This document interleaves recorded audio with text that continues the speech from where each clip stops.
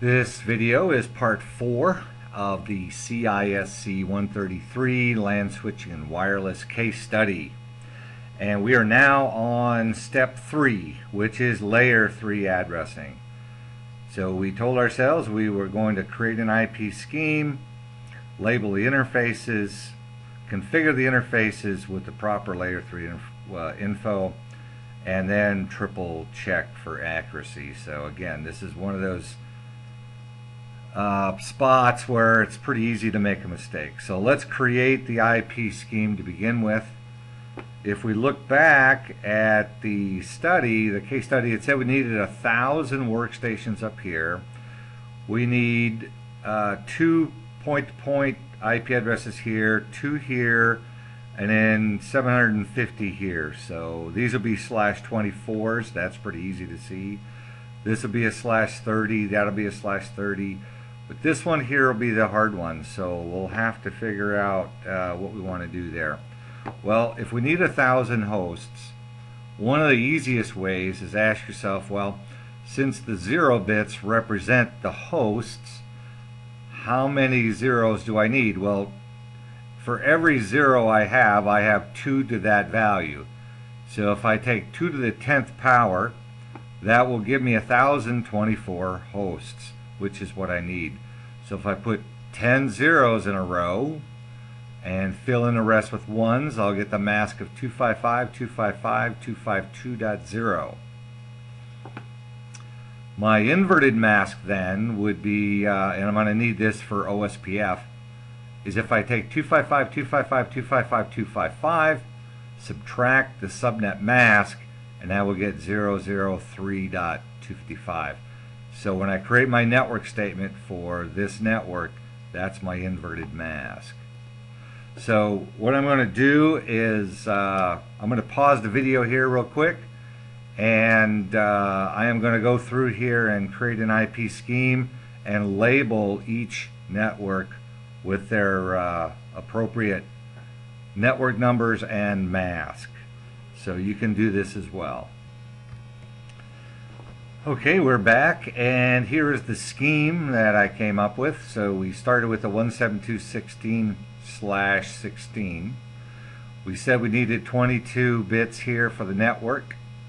So that would give us a range between 1 and 3.254.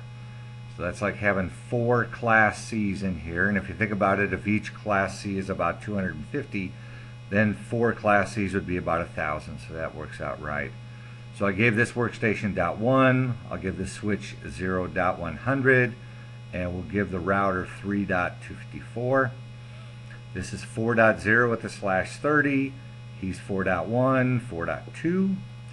Here's 4.4/30. He'll be .5, 4.6. And on my router, I'll have 10.254, 20.254, and 30.254. And they'll be the default gateways for all these workstations and the switches here too.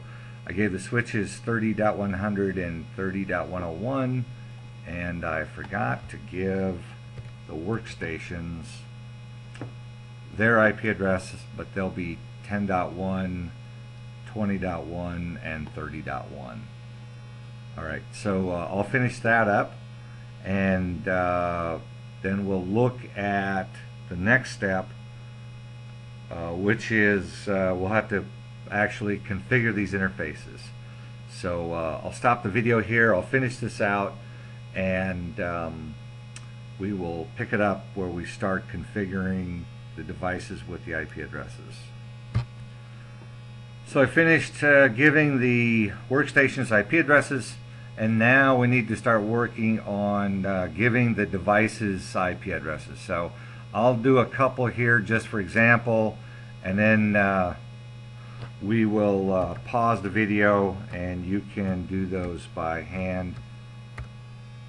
This should be something you're relatively familiar with. Just make sure you get the right numbers and the right masks here.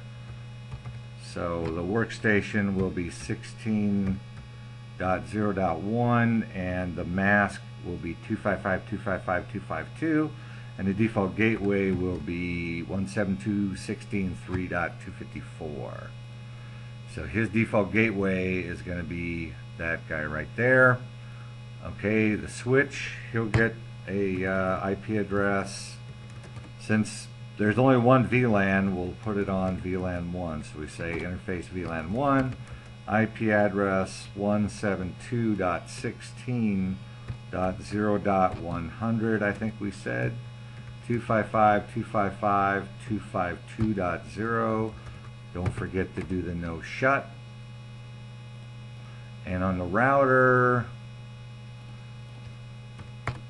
we will say interface FA00, IP address 172.16.3.254, 255.255.252.0, no shut. Okay, now I'm going to finish out the rest of these. I'm going to pause the video so we don't have to listen to all the typing. And when we come back, we will double check our work. One thing we don't want to forget though is we want to put clock rates on these serial interfaces, so don't forget that. So make sure you give them IP addresses and then serial interfaces. Alright, so go ahead and do that, and I will pause the video. Okay, I thought I would show you, I configured these interfaces here with IP addresses, and those are pretty cut and dried, but wanted to remind you of a couple things, especially with the switch here. I gave the switch an IP address on VLAN 30. So notice I went into inner VLAN 30, gave it an IP address that was consistent with the admin VLAN, which is 30. Okay, now what I don't want to forget here is it has to have a default gateway. If I exit out here, it'll figure out what I want.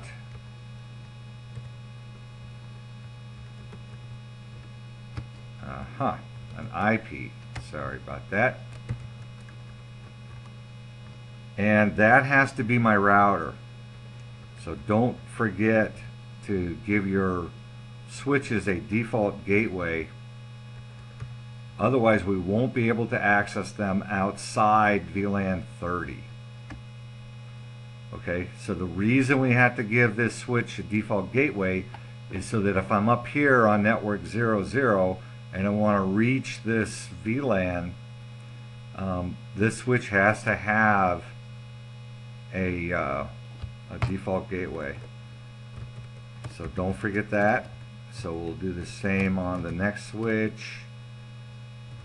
Interface VLAN 30, IP address 172.16.30.101, 255.255.255.0, and it looks like it came up, but we'll do a no shut just in case. And then we got to make sure we give it that IP default gateway.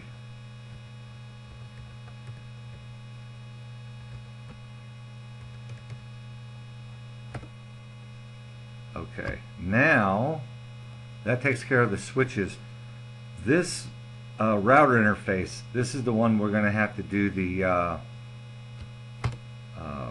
inner VLAN routing on here. So this is a little bit trickier. So let's go to FA00, and we got it had a no shut on it, but let's do it just in case. And now we have to create the sub interfaces. So for VLAN 10, we'll create a subinterface .10. Remember, this has nothing to do with the actual VLAN 10. I could have made this .1, I could have made it .17. It does not have to match the VLAN number. But what I do have to do, though, is give it an encapsulation number that does match the VLAN number. So this right here creates a trunk on FA00 subinterface 10 that connects that subinterface with VLAN 10. Now I have to give it an IP address in that range, and I better make sure it's the same address as what all these other devices out here are going to need as a default gateway.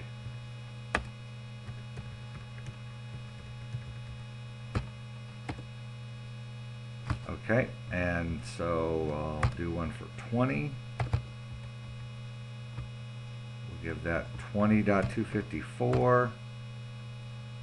I forgot to give it. Alright, so we got to do that first before I do that. Right, sorry about that. And 30.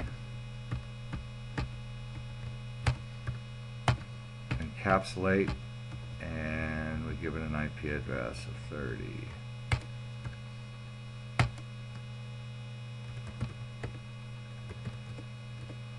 Alright, so if I do a show run, I should be able to see that they all have the correct VLANs with the appropriate range there, so we should be good to go there. Alright. I'm now at the point where I want to double check to make sure I've got all my IP addressing right and all my default gateways right. So if and this is the nice thing about Packet Tracer. It takes a lot longer with the real stuff because you have to go into the configurations of the workstations themselves and the devices. But with Packet Tracer, all I got to do is point. It shows me that this guy his IP address is right and his default gateway is right. You notice here that his VLAN ID down here is 100, 0.100 with the /22, 3.254 for FA00, 4.1 for serial 2.0, 4.2 for serial 2.0, 3.3/0 is 4.5, they're both /30s.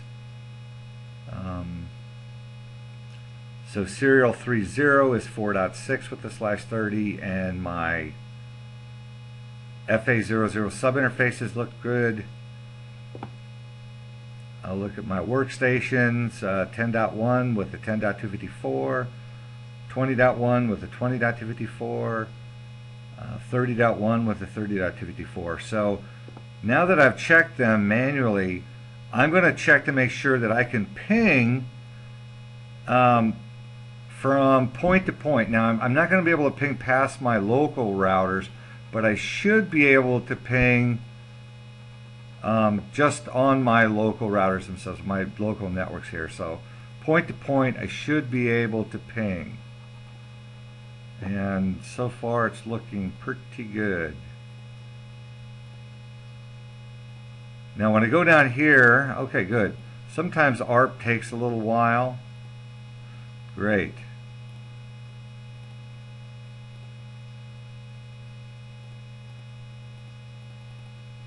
So it looks like everything is pinging. So we created our IP scheme. We configured all our devices with the correct IPs. We double checked and we triple checked to make sure we have everything right. And now that we're troubleshooting, looks like everything is okay. Now, if I were not able to ping at this point, I knew it was going to have to be something here with an IP address or a wrong cable. So I know it has nothing to do with routing here. So that's why we do the troubleshooting here. So this will end the fourth step for the video, and we will pick it up. Let's see, what's our next step here? Oh, that was our third step. So we are now, I guess we did step 4 at the same time. So we did step 3 and 4 here.